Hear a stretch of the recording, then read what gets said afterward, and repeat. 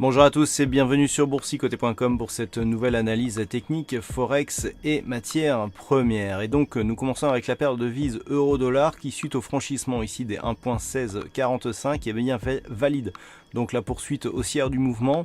On est donc dans cet ancien range d'évolution et lorsque nous nous rapprochons, nous pouvons constater bien que après avoir quasiment testé ici à zone des 1.1740, les cours reviennent ici sur la zone de support 1.1645 qu'on pourrait même légèrement repositionner au-dessus à 1.1650.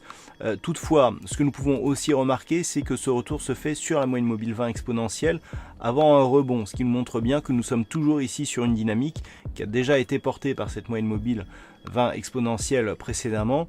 Et si on confirme le rebond actuellement par un contact assez rapide ici sur la zone des 1.1740, on pourrait perpétuer donc la suite de ce mouvement et donc continuer sur une rupture de cette zone des 1.1740 qui elle serait majeure puisqu'elle représente une résistance assez importante sur la dynamique moyen terme qui, si on s'écarte, nous indiquera peut-être un retournement majeur de la tendance et donc du fond de tendance moyen terme de cette paire de devises euro-dollar. Et puis je ne peux pas terminer cette analyse sans vous montrer la paire de devises GBP-USD, donc le câble qui, suite à une annonce du commissaire européen Michel Barnier, a marqué un très fort mouvement haussier, mouvement dont ont su profiter les algos pour ceux qui suivent un petit peu le track record.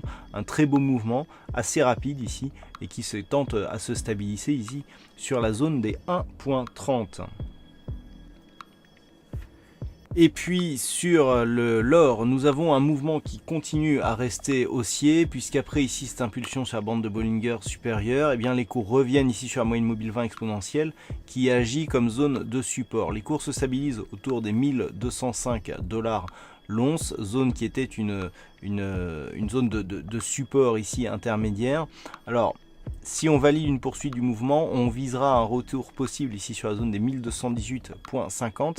Par contre, si les cours restent ici sous ce niveau des 1205,50 $ l'once, on pourrait casser ici la dynamique, inverser le mouvement et revenir avec un objectif ici sur la zone des 1179,50 $ l'once.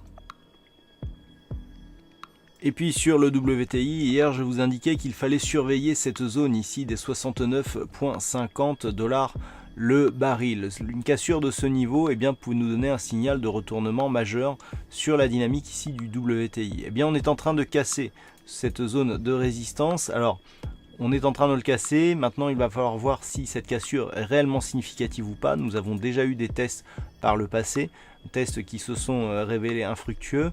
Donc on est ici sur une énième cassure. En cas de rupture avérée de ce mouvement, d'un point de vue moyen terme, on viserait un potentiel retour ici sur une zone que nous allons repositionner, voilà, sur ces niveaux à 72,60 $ le baril, et cela nous donnerait un signal de retournement de la tendance court moyen terme sur le WTI. Par contre, un retour ici des cours sous cette zone validerait une possible poursuite du mouvement en range, donc entre cette zone des 69,50 et ici le support des 66 $ le baril. Voilà donc ce que l'on peut dire sur cette analyse technique Forex et matières premières. Passez une bonne soirée, de bons trades, on se retrouve dès demain pour d'autres analyses techniques, toujours sur le site boursicoté.com.